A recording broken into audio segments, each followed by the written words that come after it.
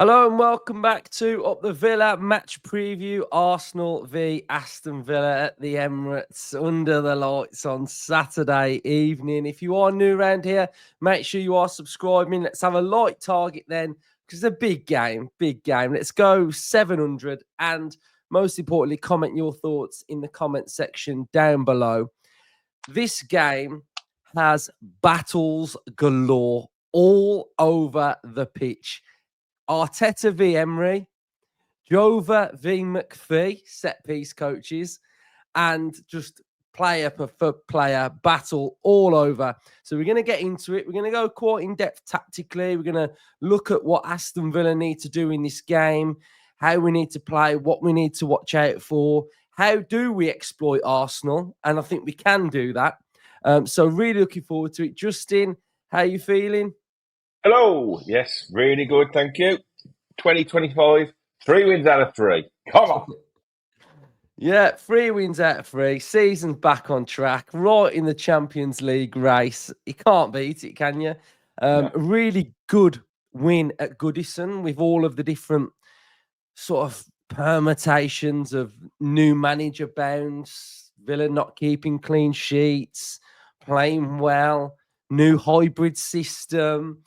It all feels like it's coming together really nicely. And up step Arsenal, a team we got a bit of beef with because of the Arteta, Emery. There seems to be a bit of niggle in this fixture now. Basically, we ruined their season last year by beating them twice. But there's really no chance this season of us ruining their season, because their season's pretty much done and dusted, isn't it? Out both the domestic cups. Premier League looks very unlikely. So Arteta can't be blamed for this one. We're playing with a Premier League ball as well. So we can't blame the ball because we're back on the Premier League ball. So there's not really many excuses for them. So, Justin, how are you feeling going into this game? Looking forward to this one. Really looking forward to this one. We haven't really seen a big performance against one of the big teams this season in the Premier League. So this is the one where we did well last year, like you say, 2 wins out of 2. And I think we're going into it in good spirits, actually, in good form. I think the positivity surrounding the window. Obviously, going to have Milan in the squad. 3 wins out of 3. Yeah, we're still not playing absolutely on top of our form, but we are competitive in every competition. And going to the Emirates, it's going to be fascinating. Their form is a little bit up and down, a bit hit and miss. They're struggling with, they need a striker badly. They've got players missing, Saka. So I think it all adds up to, we've got players coming back, obviously, with Duran. And I thought Emery was really good yesterday. I got to about the 60th, 70th minute. I was thinking, it don't look like he's going to make a change tonight. So I think he did have maybe one eye on Arsenal. So we've got, a real plethora of options now for the weekend. And I like you last night when Boubacar sat in that back three on that right hand side. It gave me vibes of last season. That was when we was at our best, when he just sat back and let everybody else in front do their jobs. I thought he was sensational against Everton. And, a fully fit, fully firing Boubacar Kamara is so important to Aston Villa. So to see him getting back to his very, very best, bring him on. Absolutely bring him on. Yeah, I can't wait for it. I think it's going to be a really tactical game. I think we'll be able to pose massive problems for them. And I think if we play at the level required, then we're more than capable of getting something from this game. Like you mentioned, 100%. Arsenal they've got injuries, but their system is still very flexible. They sometimes have a fullback that will go into midfield and partner Partey. At times, it'll be Timber that's just getting forward and offering that width. There's a lot of rotations. There's a lot of movement in there. So you'll see Skelly getting forward. You'll see Timber doing the same.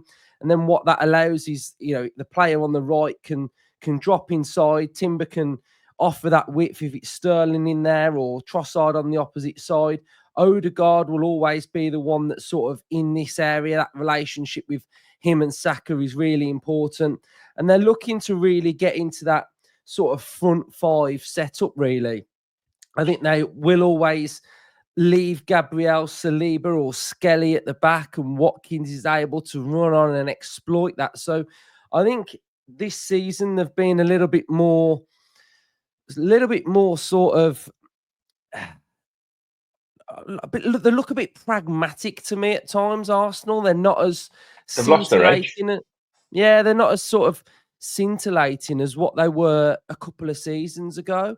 If we go and have a look now at some of the areas and things that you'll be able to notice when Arsenal are playing. So here we can see them in their sort of back four shape. We've got Partey who's getting on the ball. You've got the width out wide through here. You've got Odegaard sitting. So you've really got that sort of central midfield three. And then you've got the width that will be coming from out wide and off the fullbacks as well. Here, this is sort of like that sort of pocket area that Odegaard always gets into.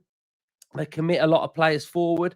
And something that I've started to see from this season, which is tying in with their set pieces, that from open play they are attacking a little bit like they're having a set piece as well. So this is just from an open play moment where Odegaard's picked up the ball, but you can see in that area they're doing that sort of cluster at the back post.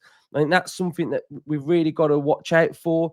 Again, playing in central midfield, we've got to be careful that we don't get caught, because on the break they are very, very lightning quick. So we've just got to make sure that we look after the ball. This was another instant where Martinelli was clean through on the Newcastle goal.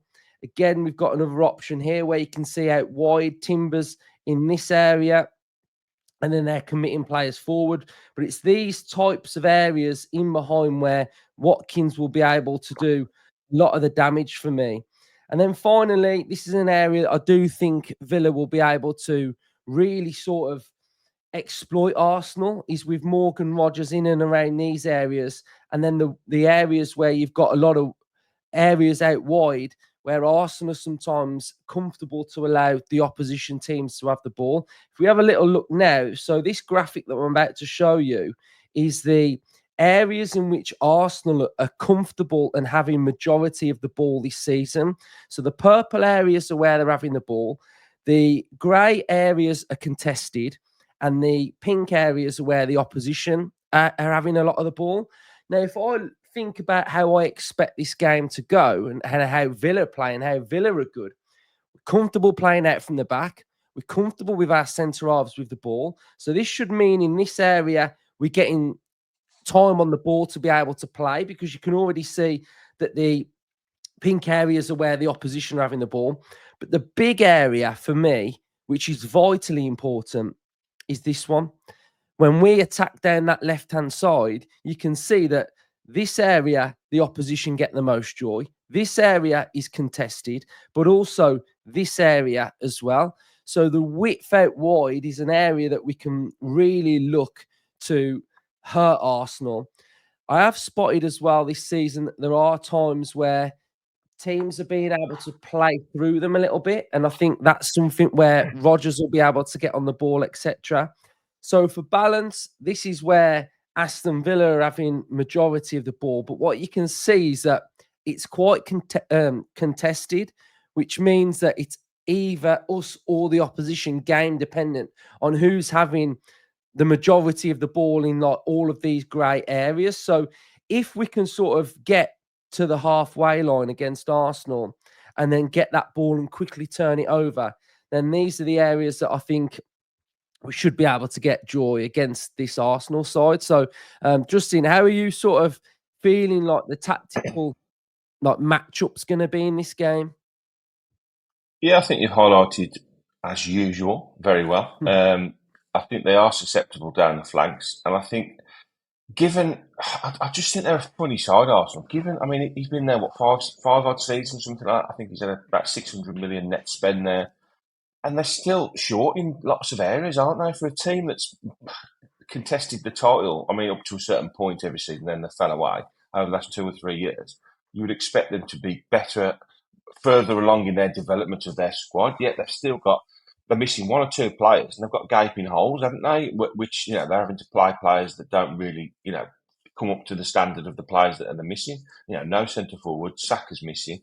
So all of a sudden, I looked at that 11 when you put it out, and yeah, they've got some good players, but they are eminently gettable, aren't they? They definitely we can get at them. So I think, given this switch now back to Kamara sitting in, right-hand side, it's so important. And our attacking players either side of Ollie Watkins, I think that's where we're going to win or lose the game. If they're on it, whoever he plays there, and you've got options now, lots of options now. You've got Bailey, who didn't get minutes last night, he's fresh. Ramsey had a good 60, 70 minutes in his legs. Obviously, Rodgers plays whatever because he's been one of our best players this season. And then you throw into the mix, the new signing, and I think we've got a real chance to really get at them. And then you throw in the mix as well, the two centre forwards, whoever starts and comes on. I think we'll see both of them against Arsenal at some point. I think it all adds up to, I think they're going to be more worried about us than we are about their forward line because, Jesus is injured. Havertz is just seems to have a stinker all the time. Sterling just hasn't pulled up any trees. Everywhere you look, they've got players with big question marks over them. So there's no question mark about their defending. They are excellent at the back. Two brilliant centre halves. Fullbacks are decent. But I think midfield, will match up very, very similar to them. I think both are similar quality midfields. But I think our forwards currently gazump their forwards. So hopefully now off the back of a clean sheet, a very important clean sheet last night, that they will now remember how to keep a clean sheet. And we can go into the game on Saturday and hopefully replicate a real strong showing from the back five, solid midfield, and then the forward players just go and do your business. Hopefully that's going to be enough to see a really good result. Yeah, I agree. When you was talking about their sort of signings, I remember seeing this earlier in the week, and it was quite eye-opening, really. The fact that this is Arteta's signings, and there's certain areas where you're like, God, they've signed some really good players there. Gabriel, Calafiori, I like. Ben White, Timber are pretty good. And then you go through some of the others, and you're like, God, some of these are like not great, are they? Like Tavares, Kivior, Suarez, Tomiyasu, Vieira, Cabellos didn't work, Laconga, Jorginho's not quite there. Trossard's decent, like Sterling, Marquinhos, William. The forward line spent about 120 million on Havertz and Jesus. So some of that recruitment there is quite questionable, really. I mean, I think there's a massive question mark over the manager. I've said it for season after season. He is not the answer for Arsenal. They all think he's great, but I think they're starting to come round to now this idea that he's not tactically, he's not good enough. Yeah, he always comes across as a bit of an odd character. I think his antics on the sideline, the way he talks after games, I think he's under massive pressure at Arsenal. I think, like you say, they're out of all the domestic cups. If they drop away in the league now and performances start to slip, I definitely can see Arsenal considering a change before the end of the season, especially given the money he's had. And they've been close without looking really like winning it, haven't they? So I think the goalkeeper situation was bizarre. He signed Ramsdale and then straight away signed Raya, and then Ramsdale was just sold off. Right, see you later, we don't need you anymore. So he's very up and down. We've definitely got the best manager, and I think our players are coming into form at perfect timing. Yeah, and I think within this game as well, you can really look beneath the surface of the first game that we played this season. We lost at Villa Park to Arsenal, but we played so well that day. Like Rodgers absolutely destroyed Rice and Partey, and we were just phenomenal that day. Yeah, we were phenomenal. But I think there were a couple of really interesting things within that performance that we did really, really well. And two of these things are going to have to happen at the Emirates. So number one is we're going to have to win the duels, which you can see here in the first game against Arsenal. We won 61% of our ground duels, 59% of our aerials, and 61% dribble success that we had as well, which is absolutely massive. The other big thing that can get overlooked was this from Emery. And I remember him talking about it after the game, and he was saying that how important it was to limit Arsenal's corners. And you can see in this game, they only had one corner against us. So again, limit the amount of corners that they can have and set pieces, because that's an area that they excel in. And if you can do that, then you're taking away one of their biggest weapons. So that's something that we are going to have to do as well. And I think it's going to be a very disciplined performance from Villa and a very tactical performance. It's going to be a performance where the players have got to think a lot and think about what their decisions are on the pitch. Now, there's one man who gets a lot of credit, rightly so, and it's Jover, the set piece coach for Arsenal. But there is also another man in the Premier League who is also very, very good at set pieces, and we're not far behind Arsenal. Now, we've got some numbers here. So, Aston Villa's numbers from set pieces this season, attacking set pieces, we have got 8 goals with an XG of 9.16. So we've underperformed our XG on attacking from set pieces. Now, I got this before the Tottenham game, so ours has stayed the same. But Arsenal's, they've scored another goal from a set piece. So they're on 11. So there's not really too much difference, really, apart from a couple of goals between the two teams. So I think that battle is going to be really, really good to see how Macphee sets us up to defend these set pieces and especially the corners. But like I said earlier, the big importance from Emery is going to be to limit the amount of corners that they have in the first place, which is something that we can try and control, really. So I think that battle in itself is going to be really important. Justin, I know Arsenal keep scoring from the same set piece routine. You know, they sort of they're on the back post, start to come forward, they get in front of the keeper, and it's generally Gabriel who's the man.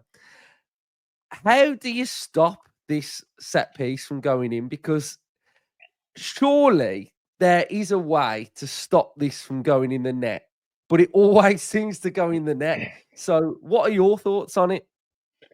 Well, it shouldn't be hard to prepare for it, should it? Because it's, everyone knows what's coming. So it's almost surprising it keeps happening all the time, to be honest. But how do you stop it? I think you've got to be tight. I think if you go man marker, whoever's marking the players, they've got to be touch tight. And if they can't get to the ball, they've got to make sure they do enough to put the player off.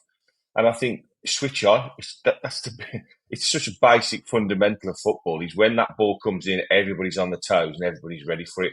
I thought we saw Tyrone Mings was absolutely, everything we knew he would bring as opposed to how Torres happened at Everton. And I think that aspect to him, his aerial ability of heading the ball clear from set plays, is going to be absolutely fundamental against Arsenal, because they do carry a big threat.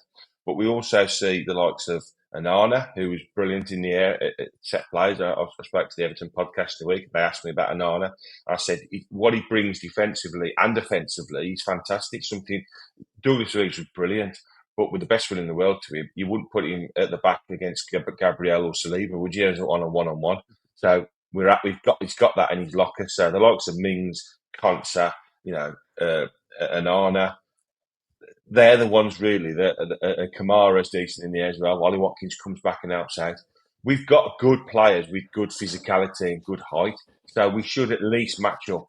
So then it's on the day, switch on. I mean, you see it. Well, we get to loads of games. You see it as soon as there's an offensive or defensive set play.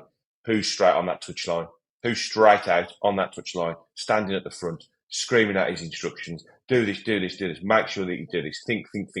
Constantly reinforcing what they've done pre-match, pre-game, in midweek. Everything is so drilled into these players that it should be second nature. But then it's just on the day. Human error is the only thing that causes goals, isn't it? They all know what they should be doing. They all know where they should be standing.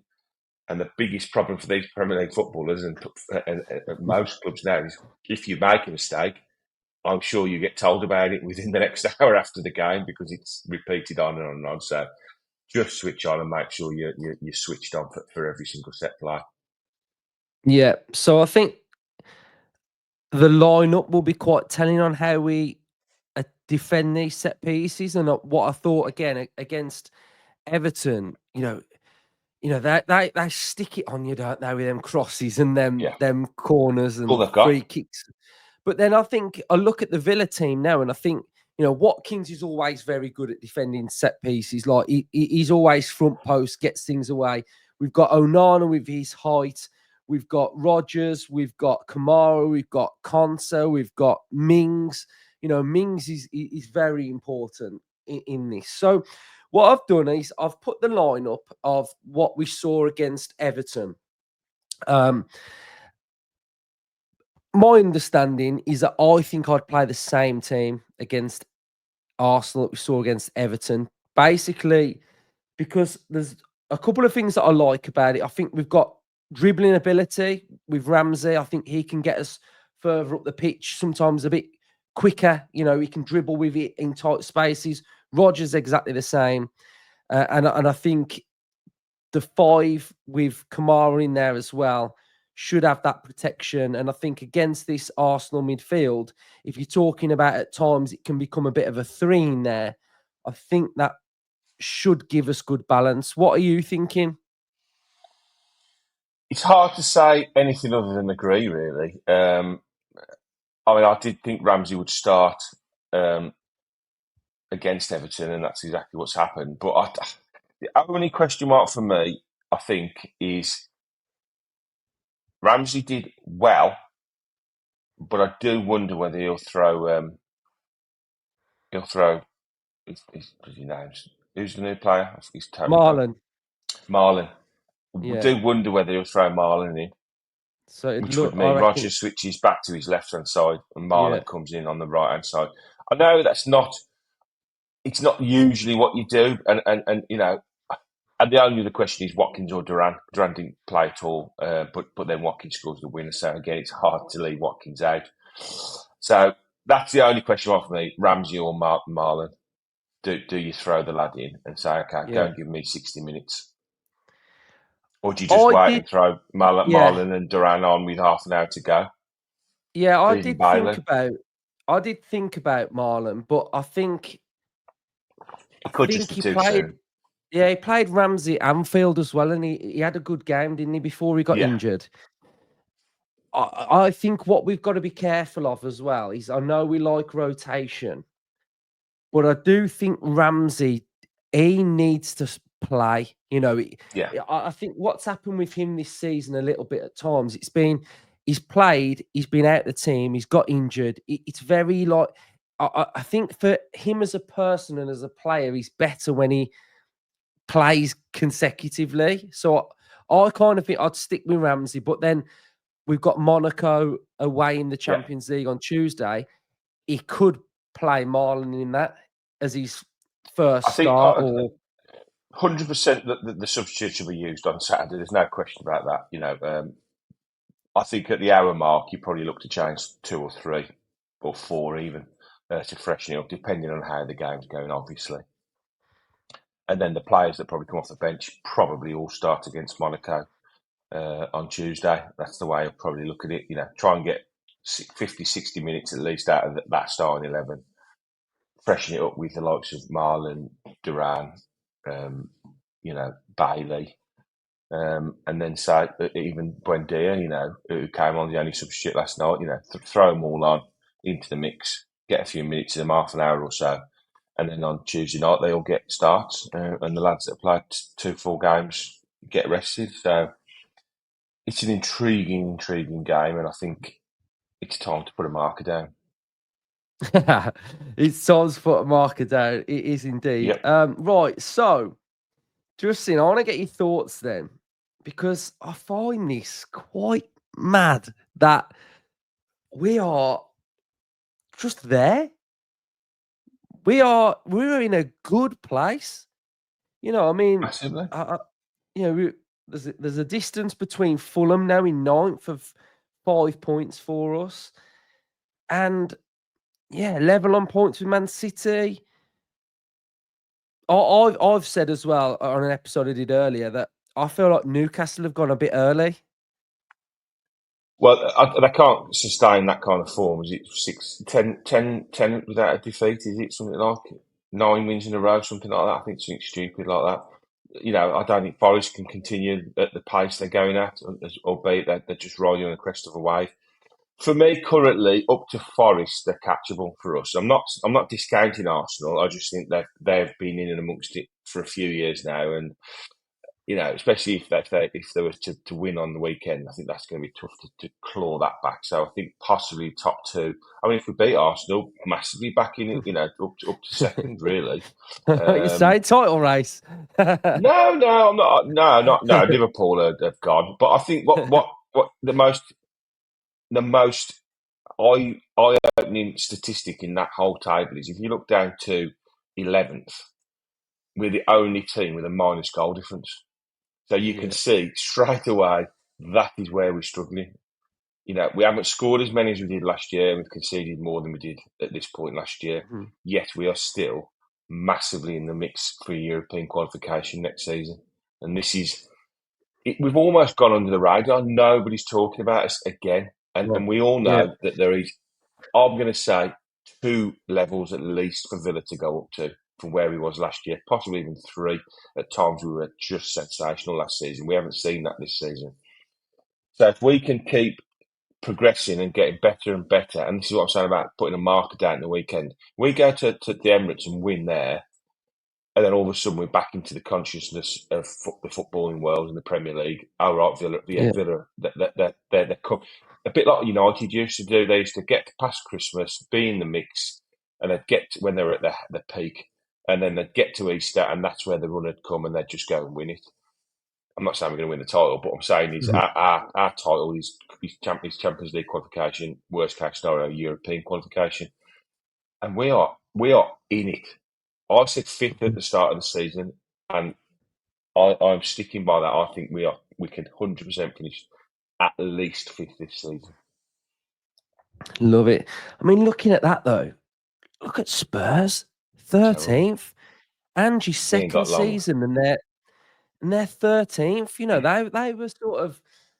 I remember being a lot the overlap like last year, and it was like, oh no, top 4. It's not this year. It's like next year, and I'm like, you know, they sort of discredited it last year, and now they're 13th. Like, I mean, they're 11 points behind Villa. Like, we've not even been that they're good. in trouble. Yeah, they're in trouble. But then you go further down, Man United, 15th. Like, could United be dragged into a relegation battle? Well, they could, but they got Southampton tonight. Mm. So, I mean, if they don't beat Southampton, then I'd say yes. I think it's at Old Trafford. That's a shame, isn't it? Tell you what, though, that'd be an interesting game because regardless of the name, Southampton, I mean, they're down. They've gone. They're 100% down. Do you think they're going to get lower than Derby? What was Derby finish on 9? Was it? No, it was about 11, I think. Something like that. Let's have a quick look. It's going to be hard. It's going to be hard to not get more than 11. I think with half a season left, 18 games left. Surely they've got to get 5 or 6 points. Yeah, they've got 11. Yeah. So can they get 7 more points? Yeah. I don't know, you know. Yeah, or 6. They've got to get 6, didn't they? But I mean, you do 2 wins in 18 games, isn't it? Surely they do that. Well, they've only got 1 in 20. Yeah, well, yeah, I suppose. When you put it like that, yeah. I tell you what, the relegation battle is really interesting this season. You know, Everton have pulled the plug on Dyche, hoping that they're going to get a bounce and the Moyes effect's going to kick in. But I'm going to say Everton probably the worst team I've seen this season. I thought they were terrible last night. Yeah, they've got a decent back 4. They defend pretty well, but they just can't score goals. Ipswich, I still think they've got enough about them to stay up. Yeah, I do Wolves, as well. Wolves pulled the plug again on another manager, and they had a little bounce, 2 wins and a draw. But now they're but have you seen their fixtures? Horrific. Got Liverpool, us, Chelsea, and I've got somebody else, haven't they? After that, so they've got They got Chelsea away. Arsenal, us, Oh, and then Liverpool. yeah. And then they've got Bournemouth away. Yeah, and I think they'll get knocked Ah, out of the FA Cup as well. Because to Blackburn are flying. My old mate Johnny Eustace, are Blackburn flying. So hold on a minute then. So go back to the relegation zone. Which one of these do you think's going then? The bottom three that are there now. Do you? You Yeah. think Wolves are? Yeah. I've said it for 2 or 3 seasons. Yeah. The only thing that'll save Wolves is Cunha. Yeah. They've got a Yeah. striker that can score goals. Whereas the other teams around there, I mean, Everton scored 15, that's dreadful. Ipswich 20 out of 20. Leicester 23. Southampton 12. Wolves have scored 31 goals this season. That's mainly down to Cunha. So if they can keep him fit and firing, then they've got a chance to nick the odd win here and there that will just drag them. So, I mean, they need 14 points. So, yeah, less than a point a game. You'd think they're going to need 2 or 3 wins. I just don't week after in a couple of weeks. Yeah, the other thing to look at as well is Everton have only scored 15 goals. Yeah, terrible. I mean, Calvert-Lewin, he's finished, isn't he? I think. Yeah, I can't see him lasting. I think didn't Moyes say before the game he's giving him an ultimatum? You know, you got to start scoring goals. No shit, Sherlock. Cool, right. Hopefully you've all enjoyed the episode then. Great to have Justin on. Justin stepped in last minute because I was going to do it on my own and then I found out he was off. So Justin doing chores at home. So, yeah, so I saved him for an hour. So right. So yeah, if you've enjoyed it, make sure you hit the subscribe button, smash the likes, comment your thoughts. Up the Villa. Up the Villa.